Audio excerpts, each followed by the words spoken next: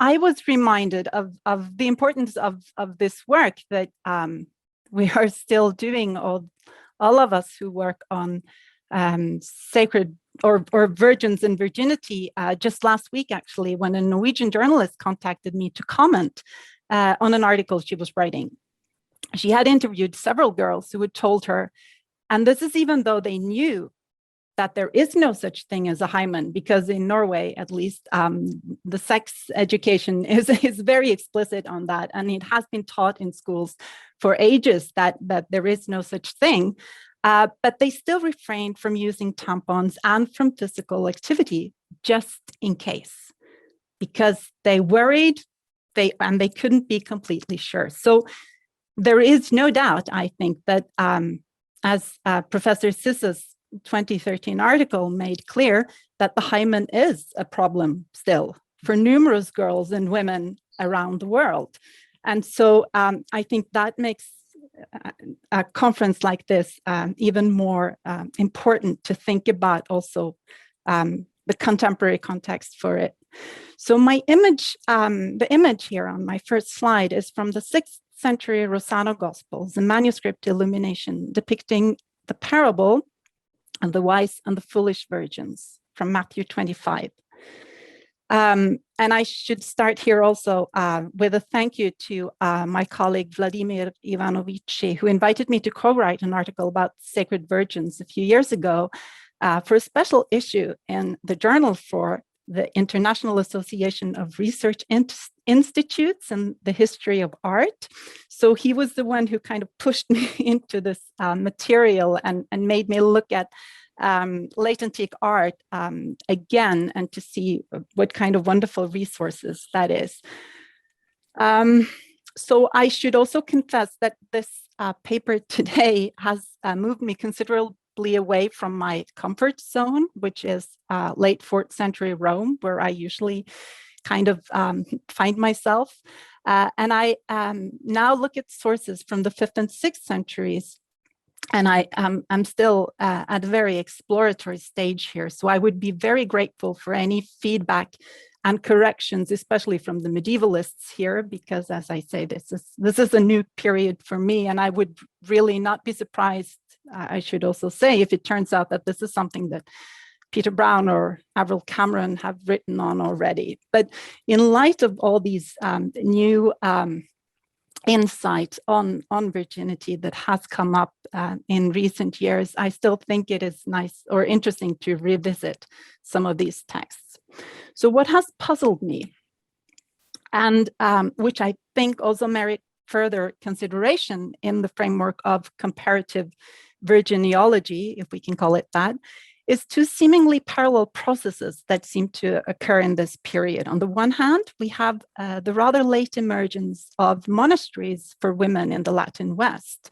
And on the other, the cult of the Virgin and the Virgin martyrs, which is spread and disseminated in this period. Thus, as the human sacred virgins apparently disappear from view, at least from society as such, to be secluded behind the closed doors of the monasteries, their role models, the superhuman, heavenly virgins of Christian myth and theology, become visually and materially present through their shrines, churches, relics, and art. So my question is if this is a displacement, or rather perhaps a replacement of the sacred virgins in Christian communities from domestic and semi-domestic organization to these separate purpose-built complexes that we find. And if so, that leads us to new questions, such as how could or would that play into late antique and early medieval discourses on virginity, and how can we understand the material and topographical context for and the signs of virginity in light of, as I said, this recent scholarship on circum-Mediterranean virginity, or virginities, I guess I should say. The parable of the wise and the foolish virgins in the New Testament is generally seen as addressing all Christians. But over time, however, the virgin/bridal imagery of the parable become entwined with other virginity discourses and is applied also specifically to Christian virgins.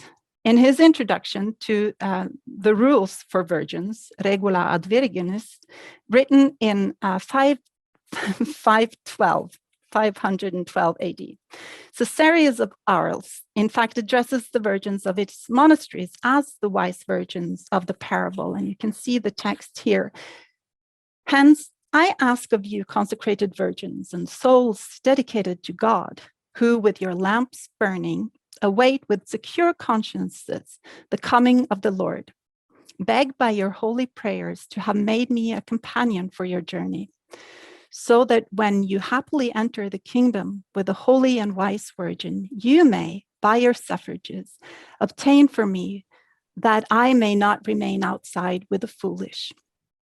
As you in your holiness pray for me and shine forth among the most precious gems of the church, may the divine favor both fill you with present good things and render you worthy of the eternal. And that kind of sets the stage for the time frame he's working into. It's eternity. I will return to Caesarius and his rules a little later in my talk. My aim is to use them as kind of a focus point to explore how ideas about sacred virginity, and thus also virginity more generally, develop in the centuries after Augustine. I will focus on how consecrated and sacred virginity is performed and regulated in this period of increasing institutionalization, and also how the rising cult, as I said, of the Virgin Mary and the Virgin Martyr saints may have influenced these conceptualizations. So just a brief kind of structure of this talk. I will look at performing virginity and then regulating virginity, and then very briefly towards the end, turn to the cult of the Virgin and the Virgin Martyr saints. As male Christian writers invested increasingly more sanctity in female Christian virgins, it also became increasingly important to not only recruit virgins, as seems to have been a very important part of the literature generated in the 4th century, but also to regulate them. Church councils, as well as monastic rules and other texts from the 4th century, give explicit directives on everything from the age of virgins at the time of consecration and the procedures for the ceremony to details about clothing, sleeping arrangements, and where they can actually go. As the value of virginity increased, the more fragile it also appears to be in these discourses. The scrutinous eyes of men, as well as other women, could be trained to detect deceitful fake virgins. Yet, there was still always that little element of doubt. And as many have mentioned already these days, the signs of virginity are numerous and yet deceitful. As physicians, forensics, parents, husbands, girls, and women have struggled with interpreting and displaying these signs as far back as it seems we can trace them. When virginity is invested with religious value or sanctity, even more seems to be at stake, and for more people who rely on the sacred virgin's status. So the need to provide evidence does also seem more urgent. For the girl or woman in question, however, the stakes will of course be equally high, whether it is her virginity as a bride or her virginity as a sacred virgin. And it should also be stated that for Christian virgins, they wear the eternal brides of Christ. So the bridal imagery is nevertheless important for both of them. Many scholars have argued that in the lack of certain physical proofs, what becomes important is how virginity is performed with and displayed on the body. Even with the apparent spread and increase in the conceptualization of the female womb as somehow sealed, and now I have to probably just revise everything after hearing Julie's talk, but this notion of the womb as sealed prior to intercourse and her body is altered, which may or may not have been indicated in vocabulary such as intacta, untouched, or defloration. Inspection of virgins and verifications of virginity continue to pose challenges for those seeking proofs in late antiquity. And as Julie mentioned in her talk, the use of midwives to inspect virgins, for instance, we find attested in early Christian sources, but it was still something that Cyprian, Ambrose, and Augustine were very skeptical of, both because they thought, and of course, this is something that Julie made more clear, but they thought midwives could be bribed and thus untrustworthy. And also, as Augustine stresses, they could be clumsy and destroy the very thing that they were asked to find. So as a consequence, it seems the intensified focus on virginity that came with Christian elevation of virgins to this very top of their ascetic and social hierarchies on the one hand, and the theological debates about the virginity of Mary on the other kind of merge. And there is a lot going on, as again, Julia showed us in 4th century in particular. Avril Cameron has described the late 4th century Christian discourses on virginity as one that was worked by metaphor and paradox, and that boldly exploited the very imagery it was ostensibly denying. So, and just a little bit about my background, because like many from my generation of PhD students, I was really swept away by the linguistic turn and also kind of estranged by the epistemological void it created between me and those people that I wanted to learn more about in antiquity. And this, of course, also came with me reading Greek Virginity, where other seemingly tangible truths suddenly were just no longer valid. So, of course, there were a lot of these epistemological conundrums that I was trying to figure out when I was working on my thesis. And like so many others, frustrated with never getting past what Elizabeth Clark has called the literary turn and those literary set pieces by male authors, that is kind of the closest we get to these women. I also turned to what I thought would be more tangible material, like epigraphy and later now art and topography and architecture, in an attempt to ground these otherwise so ethereal and often slippery and literary virgins that I encountered in the texts. As Christian virgins, as I said, were elevated to increasingly higher spheres, the stones, structures, tesserae, clothes, colors, topography of their world seemed at least a way that it was possible to tease them back, at least in some glimpses. Yet, even high-profile 4th century virgins like Eustochium, Demetrias, and Macrina, about whom there is so much written, remain very impersonal and rather just empty templates for male writers' praise and rhetorical competitions, while there are the choirs of equally silent, anonymous virgins that surround them, like Diana's ornamental train of virgins in Greek myths. They're equally untouchable, intangible in a sense. So my argument elsewhere is that male Christian writers, in their desire to identify a true perfect virginity, end up with a concept that is so fragile and also so exclusive that it becomes almost attainable for these virgins.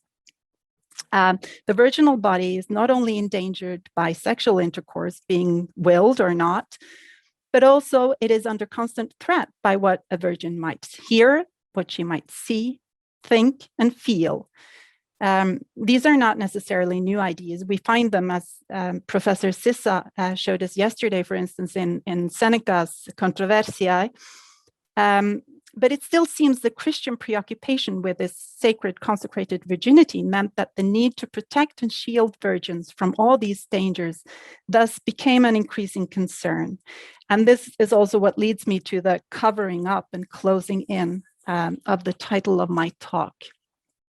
So I just included a short overview of some of the central books that have touched upon and this topic, and of course also influenced me in my own approach.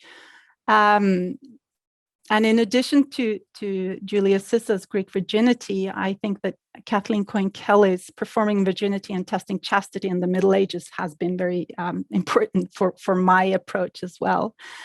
And that brings me to the performing of virginity. So an interesting aspect of the construction of sacred virginities in late 4th century is the tension between seclusion and display. The Virgin was on the one hand advised to seek her bridegroom Christ in her private chambers, where her virginity was dedicated to her heavenly bridegroom and a matter of her individual salvation. On the other, it is clear that her status also had significance for the Christian community, which meant that her virginity somehow also had to be communicated to this community, performed and displayed according to prescribed standards in order to be identified and valued. The consecration ceremonies staged in the 4th century testify to this demand to put virginity on display, where the very veiling of the virgins marked their honorary and publicly recognized status. Kathleen Coyne Kelly has, with reference to Judith Butler, written about how virginity was performative. In her view, epistemological negotiations did not necessarily evolve around physical proof, but perhaps precisely because of the unreliability of such proofs, were paradoxically interdependent on the performance of virginity. So virginity is constructed, and this is, I'm quoting Kelly, consciously or unconsciously, as existing at the point at which the body and the social meet and intermingle, resulting in a kind of mixed metaphor or confusion of categories. Verifying virginity is compromised by the possibilities of performing virginity. Performing virginity both leads to and is caused by interrogating virginity. Clothing and appearance were, in this view, also important markers of the Virgin's piety and virginal determination, even though, as Tertullian and Jerome vehemently and repeatedly reminded their readers, also these were unreliable markers. Just as a trial to prove virginity had to be public, and now I'm thinking of both trials of Vestal virgins, but also in the Greek novels, where such trials are staged, and of course in the hagiography as well. We always have these very public trials. So they had to be public in order for the Virgin's virginity to be recognized and valued properly. So the performance of virginity depended on some kind of public display. Rebecca Langlands has argued in her discussion of Roman pudicitia, chastity, that pudicitia is only visible against the background of sexual immorality and transgressive desire. When it figures merely as absence, there is nothing to see. In Christian discourses, this display is perhaps most evident in the erotically charged depictions of the exposed, yet covered, virgin martyrs in the arena. But the oscillating maneuver between visibility and invisibility was also central to the prescribed performance of consecrated virgins, such as Eustochium and Demetrius, or the instructions that they are given. Teresa Shaw has pointed at the tension between the need for external and socially conveyed markers and its conflict with ascetic ideals. The writers, and I quote Shaw, the writers on virginity consistently deny that bodily externals are of primary importance, even as they lay out directives and regulations for ascesis. This is a key element for understanding the relation of the ideology of virginity to the social control of virginity. And here also, again, Langlands quote, when it figures merely as absence, there is nothing to see. And you can replace pudicitia with virginitas. And I think it will still make a lot of sense. So virginity has to be seen in some sense. One of the things that become apparent in the later writings by Ambrose and Jerome concerning virgins is this, as I said, very paradox of the ideal seclusion as a recommended withdrawal to the Virgin's cubiculum, her bridal chamber. But this could also entail withdrawal from social control. On the other hand, public exposure meant risking all kinds of assaults on virginity, from the auditive, what they might hear, to the visual and tactile, what they might see, or even come in physical contact with. It seems to be these dilemmas that then again Caesarius in 6th century attempts to tackle when his rule dictates that everyone in his monastery shall sleep in the same room and no one is allowed a separate chamber. It is also evident that by the time of Caesarius, the dress has become a clear signal of the virgin's consecrated status. Where Ambrose spoke of the taking of the veil, velatio, the rules of Caesarius describes the change of status as the change of garbs. And also here, your garb, then when a virgin has changed her garbs, she is also initiated or consecrated and then has taken on her new profession. She is in fact a professional virgin. Your garb should not be such as to attract notice, nor should you try to please by your clothing, but by your conduct, for what becomes the aim you have set before yourself. And I have to return to this wonderful illumination once again, because the depiction of the foolish and the wise virgins here seem almost like it could be an illustration to Caesarius's rules on female monastic clothing. As it says here, all clothing should be very simple and of a good color, never of black or of bright color, but only of a plain color or milk white, laiavel lactina. And here you can see that the foolish virgins have evidently bright colored clothing, while as the wise virgins on the right side of this wall are dressed in white or milky white, you could perhaps say. He also stresses that there should be no dyeing done in the monastery, except, as is stated above, of a plain or milk white, because other colors do not befit the humility of a virgin. So white was seemingly the correct color according to Caesarius. He later reiterates his instructions on the clothing and says, I admonish especially, as I have already said, that neither bright colored nor black clothing ever be used, nor with purple trim or beaver, but only of some sober color or milk white. As Kathleen Quinn Kelly has pointed out, it may be a tenuous thread that connects classical ideas about appearance and behavior to modern ideas, yet the belief that the secrets of the body are to be discovered in dress and speech is certainly a persistent one. And that brings me from the performance or the display to the regulation of virginity. Franca Ela Consolini has, with her research, demonstrated how little we actually know about the early development of female monasticism in the Latin West.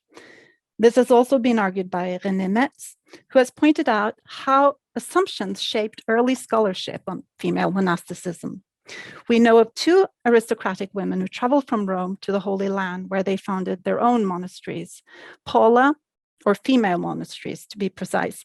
Paula, Jerome's companion, traveled with her daughter Eustochium and Jerome to Bethlehem in 385, where they founded a monastery for women. The Vita of Melania the Younger tells of how she, Melania the Younger, after her mother's death around 431, had a monastery built for herself and determined to save other souls along with her own. This was seemingly near the Mount of Olives, where her grandmother had built a monastery for Rufinus, and her mother had also built a cell previously. The Vita then records that she asked her brother to assemble for her some virgins. And so there was formed a monastery of around 90 virgins from the very beginning. She forbade ever to associate with a man.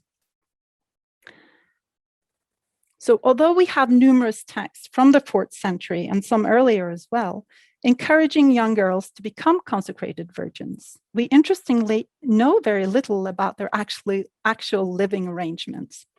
Consolini points out that a domestic or semi-domestic monasticism connected to the household, often of wealthy women such as Demetrias and Macrina,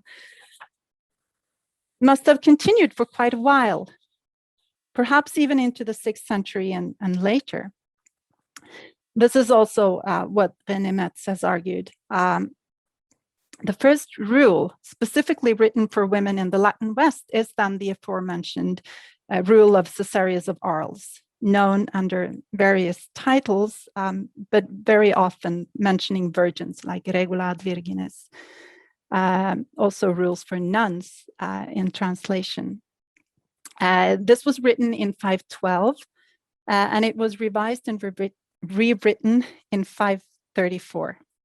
This does not, of course, mean, as I've said already, that this was the first document that sought to regulate the lives of virgins. A number of church fathers had expressed strong opinions on the life and conduct of those with a status as virgins of Christ. And often they had very detailed and explicit instructions in sermons and letters. But of course, we don't know how they were, if they were actually practiced as they were instructed. Jerome's letter to Eustochium is probably the most famous one, but other male writers were also very happy to share their strong opinions. Likewise, church councils, papal letters listed often conflicting regulations on issues such as the age of virgins. They could range from 12 to 40 at the time of the formal consecration. And also how professional virgins who were no longer virgins should be punished. But that doesn't seem to have come into the monastic regulations. That seemed to have been a concern of bishops and popes instead.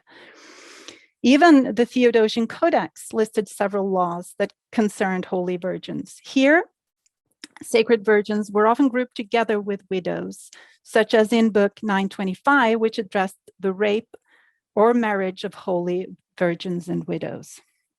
It also seems, as Elizabeth Clark has noted, that Jerome translated the Pamachian rules to Latin in 404, specifically to be used by Eustochium in her monastery in Bethlehem.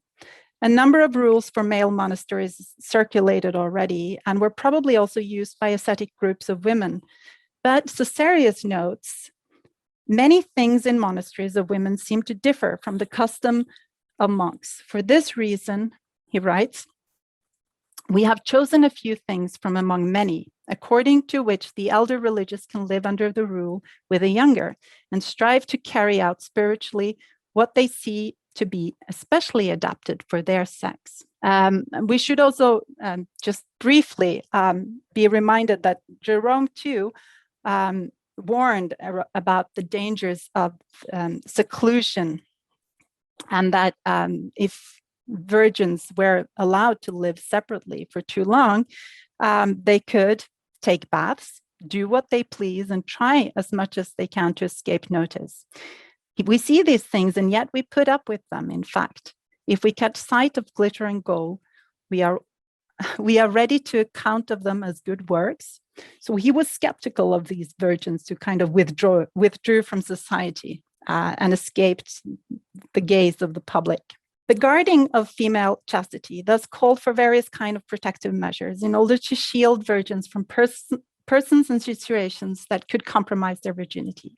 At the same time, Christians appear to have regarded the sacred virgins as near intermediate beings, at least in the 4th century, working their sanctity on behalf of the community. In keeping of their virginity, they protected the community from misfortunes, and they would have appeasing effect on divine and diabolical forces. Their presence and visibility in the cityscape would thus have significant religious and social functions as affirmations of divine benevolence. But how was this conveyed in the social and physical landscape of the late antique Mediterranean area? Because as indicated, the Virgin's presence had to be communicated to the rest of the community in order for them to keep up with their status. And how could this be done, even if the community itself and the movement that would be entailed by social interactions constructed a threat to the Virgin's virginity? It seems then that one of the most noteworthy changes to consecrated virgins' lives is what we find in early 6th century Gaul, where we have now rules that demanded strict confinements. And this is the closing in. If a girl leaves her parents and wishes to renounce the world and enter the holy fold of sheep to escape the jaws of the spiritual wolves by the help of God's by the help of God, then she must never go out of the monastery until her death, nor into the basilica where there is a door. And this is reiterated later in the Recapitulatio also. This is what we especially wish to be observed by you without any relaxation, that no one of you up to the time of her death be permitted to go forth from the monastery or into that basilica in which you have a door, or presume to go out on her own. There are other almost contemporary and slightly later sources that seem to support similar practices at other monasteries for women. Scholars have debated to what extent this strict rule of enclosure was enforced, and they have argued that there seemed to have been some flexibility of how it was practiced. Nevertheless, this seems to be a mark of a new kind of restriction of the Sacred Virgins movement that also removed them from the community at large, in a different way that they seem to have been previously. While as Sacred Virgins in the 4th century could make stolen yet highly visible and probably quite attention-grabbing appearances in the cityscape at martyr shrines or in basilicas, their sacred status is now even increasingly marked by absence from the other social groups of society. So the question is if this indicates just a tightening of control in a sense, or a need to make even more physical the regulation of where the Virgin is at any time. I move on to what might be the motivations for this very strict confinement. And then we get to, again, eternity. That was kind of the opening of the rule as well. For just as any physical strife, anyone would be routed to the extent to which he should overcome by a younger and weaker person.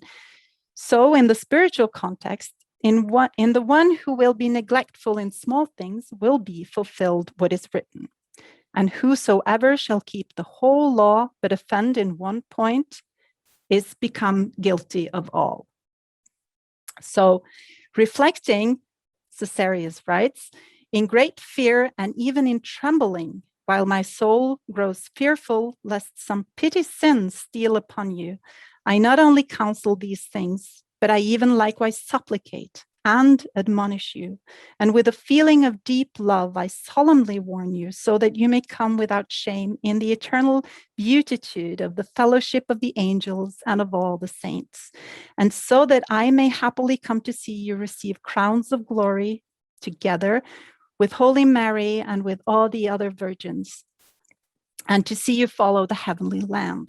This is, I think, a key passage, and it also points back to Augustine's description in his text on sacred virginity.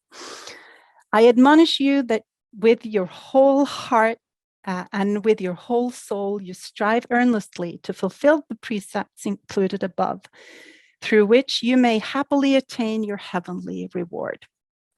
So again, this is the reward. And I'm tempted here to repeat Howard Bloch's famous quote that the only good virgin is the dead virgin, because as long as a virgin is alive, her fragile virginity is under threat and it can be lost at any time. So only when she is dead can she truly rejoice in the virginity, in this very exclusive group that gets to walk in the immediate presence of the Lamb in the afterlife. So there is indeed, I think, a noticeable shift here from the sacred virgins as angels on earth or brides of Christ, eulogized by Jerome, Ambrose, and Prudentius, among others. And I never thought I'd call Jerome lenient at all when he writes his instructions to virgins, but compared to Caesarius, he actually does appear a little more considerate, I think. In Caesarius's version, as I said, it's interesting that Mary is included here in this crowd of virgins that follow the Lamb. And that leads me to the last point that I promised to mention. Here is just this fragment from the passage that we looked at previously, that together with Holy Mary and with all the other virgins, and follow the heavenly lamp. So as Elizabeth Clark has noted in her recent book on Melania the Younger, it appears that the cult of the Virgin Mary grew more slowly than those of other martyrs and saints in late antiquity. And it seems that even though some writers, as we have seen, such as Jerome and Ambrose, began to cite Mary as a model for contemporary virgins, their praises do not add up to a cult. And it seems, for instance, that Thecla and also Agnes, saints, virgin martyr saints, were a lot more popular, and they had cult sites also in the 4th century, while as the cult of Mary seems to have grown more from 5th and particularly 6th century on. And other virgin martyrs are also depicted in art, as we see them here from Ravenna, often in groups, interestingly. And I have them lined up here so you can see them better. This is a group of 6 Virgin Martyr saints. And interestingly, of course, Perpetua and Felicitas are not known as martyrs, but also are not known as virgins, sorry. But also married women were later on in the Middle Ages often identified as virgins, even though the earlier stories told about them having babies or being married. And here I added them on the side here. This is from the Basilica Eufrasiana in northern Croatia, which is almost contemporary with these scenes from Santa Apollinare Nuovo in Ravenna. So you see these groups of virgins, and here very often also with Mary as the center of the attention. Here is the procession of 22 virgins and the Magi approaching the enthroned Virgin and Child. And here I'm quoting Avril Cameron. Despite the interest taken in Mary by such 2nd century writers as Justin and Irenaeus and their construction of her as the counterpart or the second Eve, and despite the apocryphal writing about her infancy and childhood known as the Protoevangelion of James, traces of a real cult of the Virgin before the late 4th century are sparse and non-existent. So that seems to me, and I'm not sure whether this is a trail to follow, but alongside them, the rising popularity of many local virgin saints, we find a cult of the Virgin Mary materializing in the West as well as in the East. Not long after Rome suffered the devastating defeat in 410, sacred virgins who had been raped during Alaric's attack had not experienced the well-known topos of the miraculous circumvented rape from the Greek novels and from the virgin martyr hagiographies. The seemingly so robust virginity of the brides of Christ, protected by God in so many ways in brothels and in the arenas, was now evidently perhaps even more fragile than ever. As monasteries for female nuns start to appear all over the seemingly crumbling Roman Empire, first as domestic and semi-domestic arrangements, but then later as purpose-built structures, the paradoxical virginity of Mary, mother of Jesus, was debated, as we have heard. Within a few years, her status as both eternal virgin, Aiparthenos, and Theotokos, mother of God, was established. And the cult of the Mother of God spread quickly. A complex hierarchy of virginity seemed to evolve around Mary as the ultimate model of virginity, followed by a growing train of virgin martyr saints, and at the bottom, various degrees of human mortal virgins. Yet, as Mary and her train of virgin martyr saints take center stage several places, the human sacred virgin seems to have retreated from the world. It may, in fact, seem like the superhuman sacred virgins replaced the human ones as visual and tangible presence in the community of lay Christians. To sum up, it seems to me about how and why the relationship between earthly and heavenly virgins changes and develops in the 5th and 4th and 6th centuries, and how sanctity is conferred, exchanged, and increased in these processes merit further studies. As the hierarchy of sanctity was institutionalized, the distance between the Virgin Mother of God herself, the Virgin Martyr Saints, and the individual consecrated virgin increased. The human virgin's virginity could, as many have argued already, never be completely and fully ascertained, but it could be supervised and it could be protected within walls and with closed doors and with ever more rules and recapitulations. Thank you.